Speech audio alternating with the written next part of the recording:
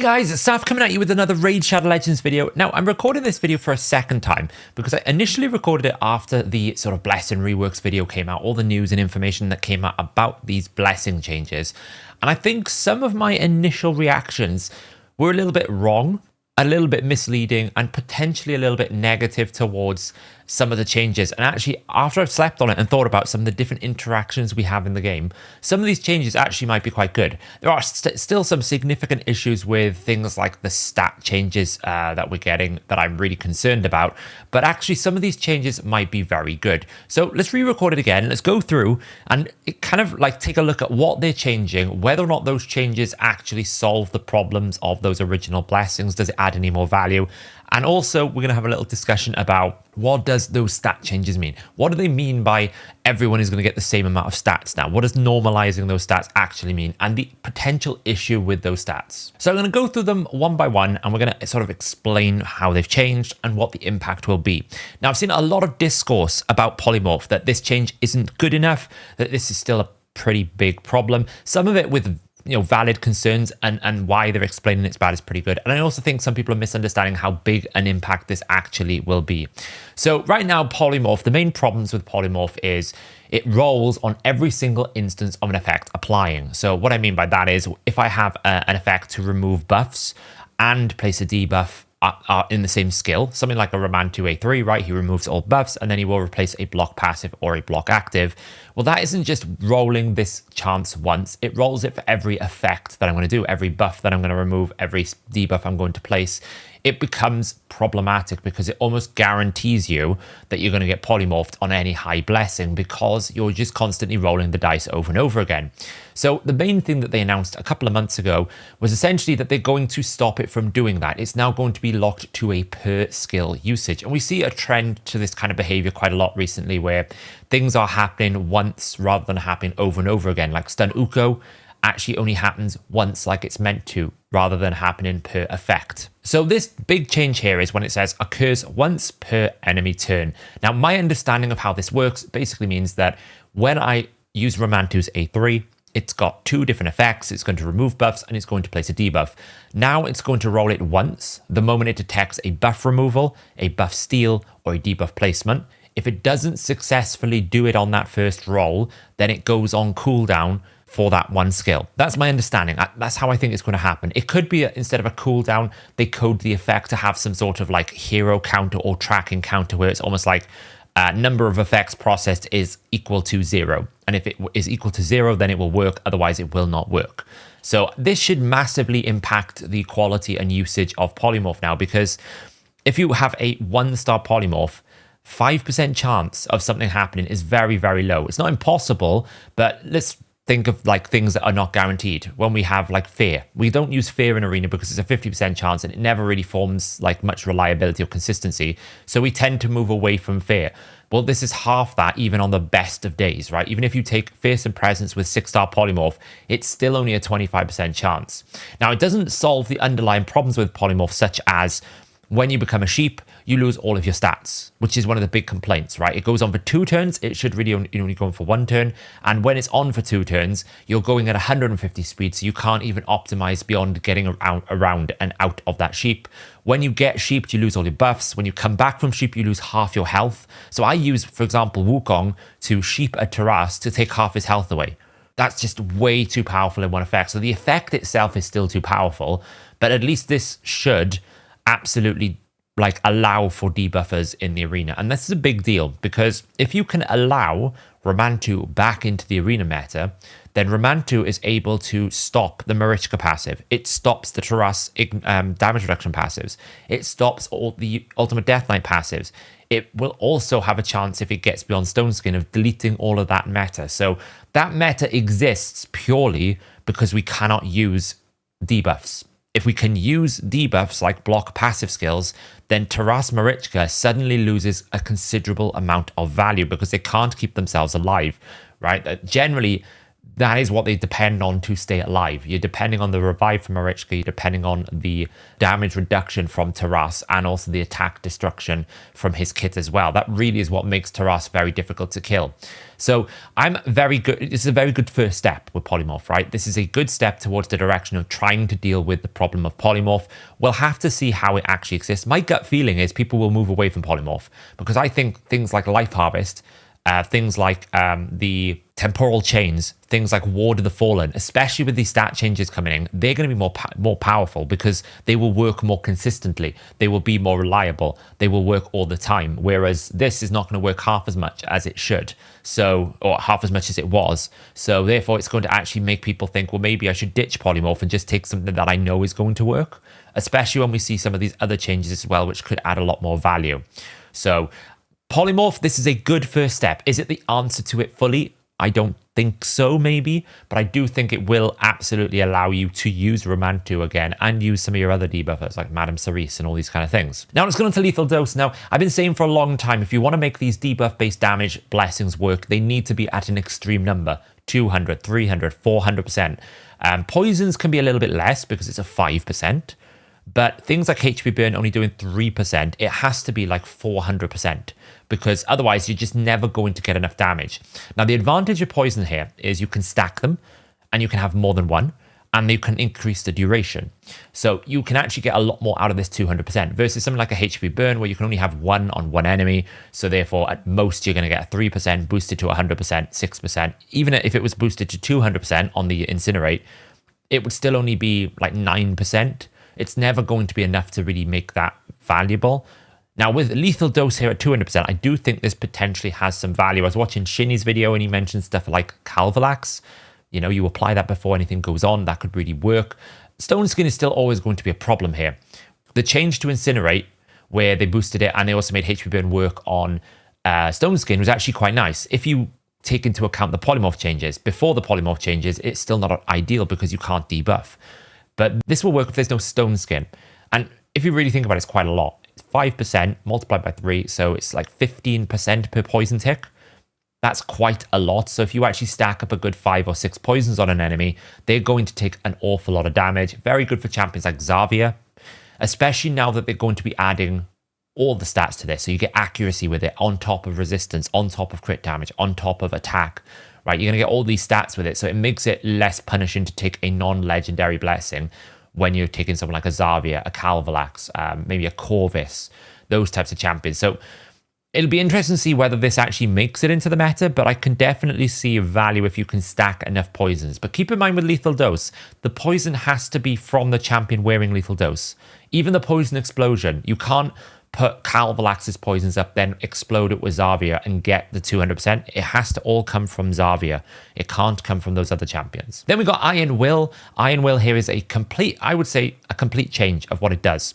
So it used to basically decrease the damage this enemy received from enemy skills activated by other skills, or when enemies inflict damage when it's not their turn. So it's basically a counter to things like counterattack, joint attack, and sort of passive things like Iron Twins and Ice Golem. Very good for those things.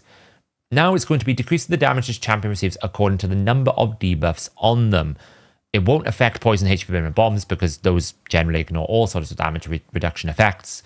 And it's going to scale for 2% per debuff, so what, 20%. Now I think this is actually a poor change. I think this is a bad change. Iron Will was niche, but it actually had a valid place in a lot of areas to counter specific mechanisms. If you were going against a heavy counterattack wave like Valkyries or something like that, it would be very valuable. Relying on debuffs is never easy.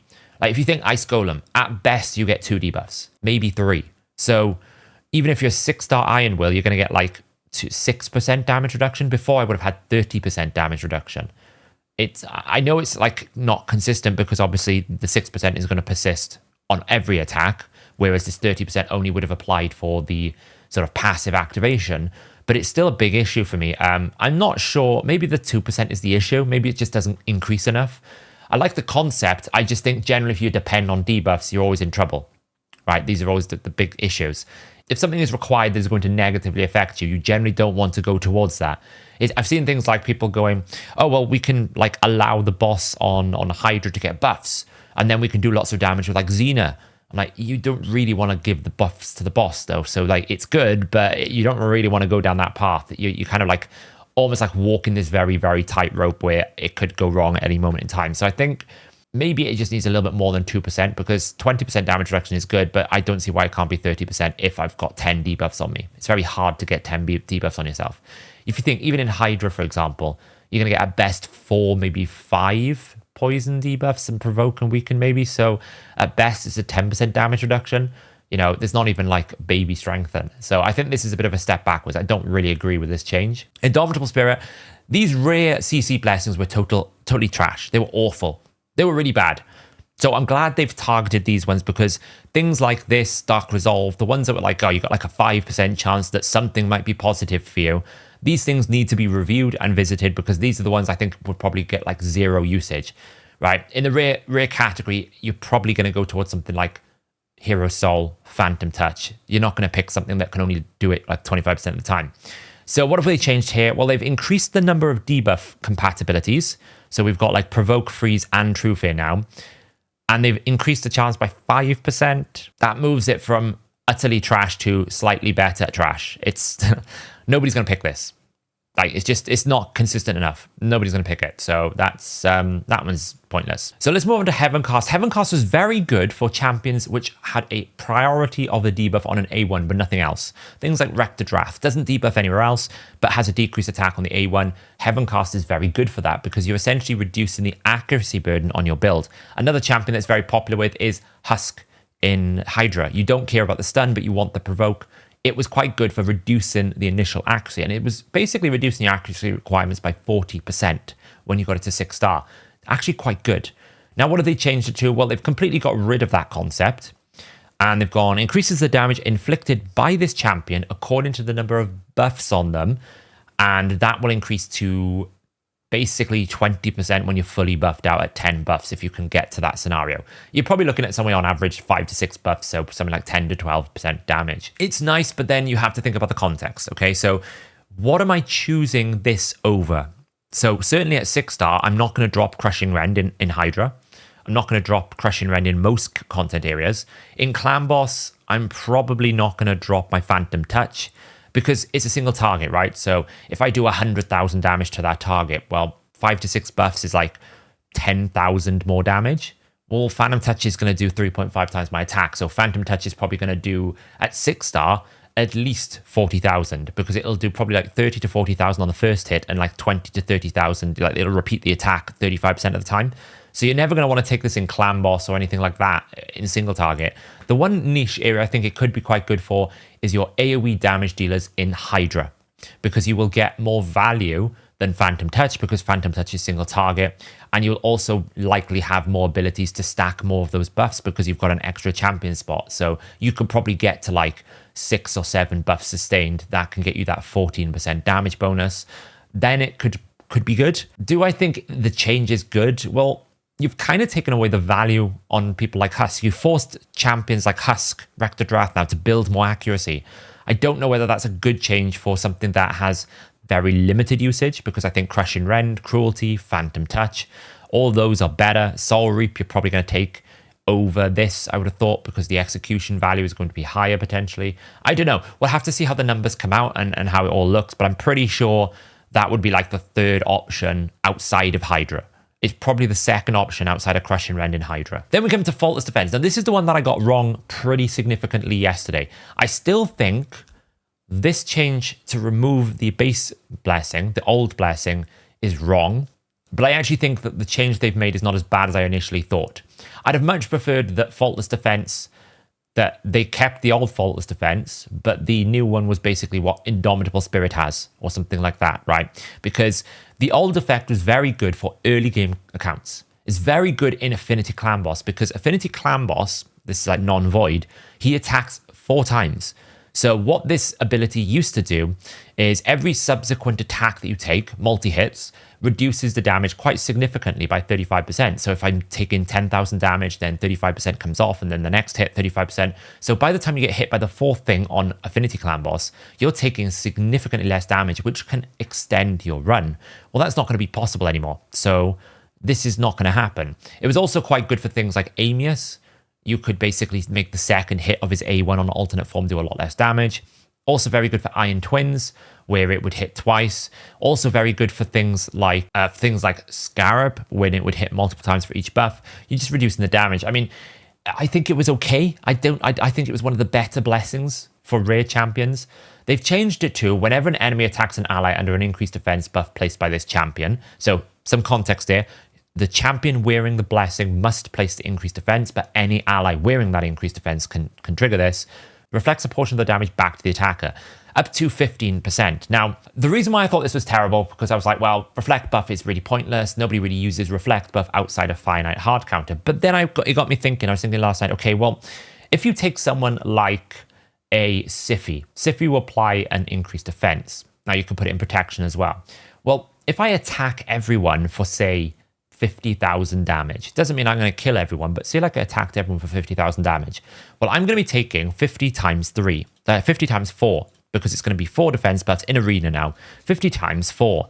So that'll be 200,000 damage being dealt. And then I'm going to take 15% of that total damage. That's about 30,000 of my health. So if I'm a low HP nuker, then there's a very strong possibility that this, if you have one tanky champion, could cause quite significant problems in arena. Now, I don't actually think 15% is enough.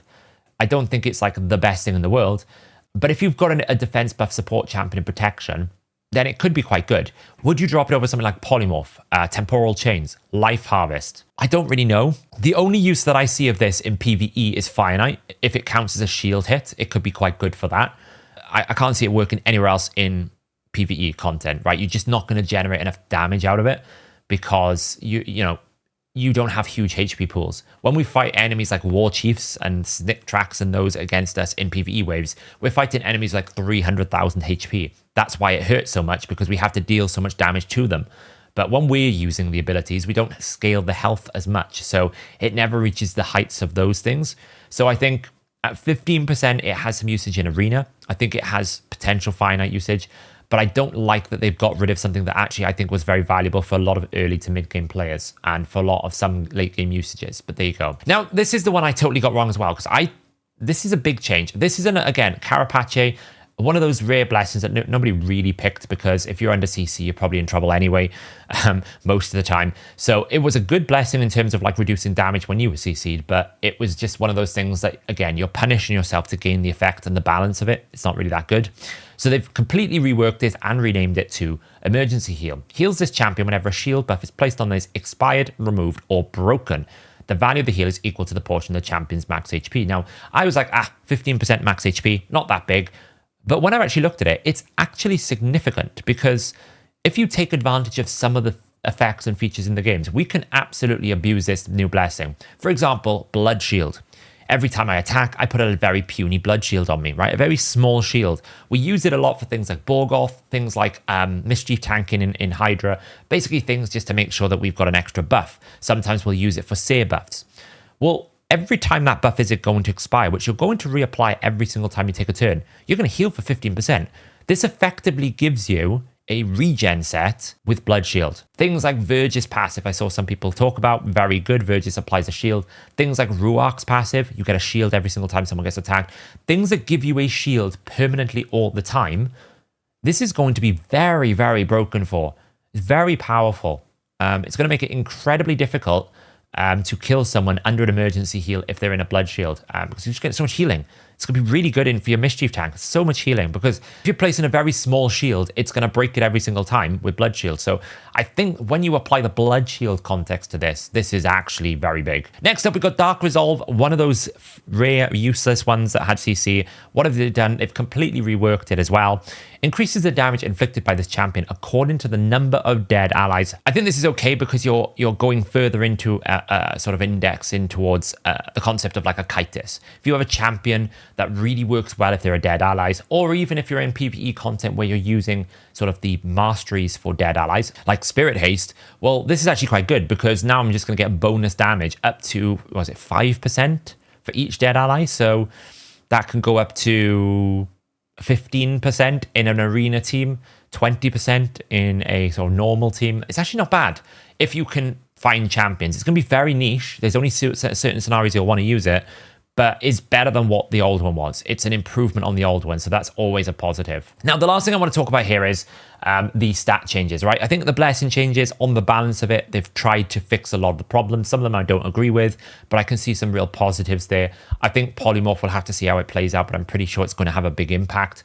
But these stat changes are obscene.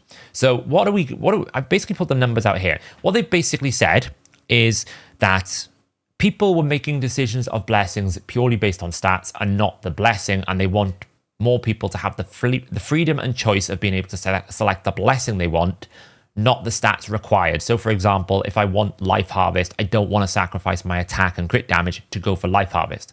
It's a good concept and philosophy. The problem is they've kind of alluded to and suggested that the stats will remain the same. So that basically means all of the stats are available across all of the blessings now. They're going to be combined into one stat bonus, and that's what you're going to get. So this is what you're seeing on screen right now. This is what the current numbers would be. I think there might be a little bit more mythical crit damage because I had 33% originally, but I think it might be more than 45%. I need to double check that. I haven't had a mythical yet. So that's something I need to double check. But just look at the stat gains you're going to get here. You're going to get, like, for Legendary Champion, 8,500 HP, 75 accuracy, 75 resistance, 750 attack, 600 defense, and 38% crit damage for being a 6-star blessed champion. So I'm really concerned about the stat bloat here, especially when you think about Carnage, who's coming in like 5 to 9 months, depending on, well, probably like 3 to 9 months now, depending on how well you complete Cintranos. Well, he has this passive where every 3 points of accuracy gives him another point of crit damage. So he's going to get 45 to 48% crit damage on top of a bonus 30% crit damage because he's going to get 90 accuracy. So he's going to walk away with like 75 to 80% crit damage at being 6-star, and Carnage you can get from those cursed chests. Not to mention his attack multipliers combined with accuracy. So you're giving him a bonus 90 attack because it's going to combine into his damage multipliers on top of the 900 attack. It's a little bit too much. When you factor in all the other things, we're already seeing that, you can't really create competitive game modes without locking restrictions because champions do too much damage. Newt does too much damage. Acrisia does too much damage. So you're having to like cap bosses to 5% max HP. How far are we going to go before this just fundamentally makes the game too easy that you can't create any compelling game modes that is good for everyone, right? Because you've always got to make sure that you can't just one-shot something and abuse the mechanics. So you're always going to have to scale it to sort of the ceiling of content. And that's only going to punish people who can't get to that ceiling. So I'm concerned about the stat bloat. I really am. I think this is, if we're going to normalize them, then it's a problem because you can't really nerf the stats. Because if you nerf the amount of attack I get from, say, Soul Reap, and all I wanted was Soul Reap, I don't really want to lose attack for the sake of some defense. So if you reduce the stats already, that's going to cause negative feedback. So I think they're going to basically take the stats as they currently are and give you everything. And I think that's just crazy. I think it's too much, but we'll have to see what happens. There you go, guys. That is the blessing rework. I think the second take was a bit more balanced. On the balance of things, I think Emergency Heal could be very good. I think fixing some of those rare, useless ones could be more interesting, especially with the stat rebalances now. There's not really so much of a punishment. I'm not really a fan of changing Faultless Defence. I think that could be improved. And I'm really just kind of like, let's see what happens with Polymorph. I think the sheep debuff itself needs to be reviewed. But this is a first step along the road to making Arena more competitive and interesting. So we'll see what happens. Let me know in the comments below, guys, which blessing are you most interested in?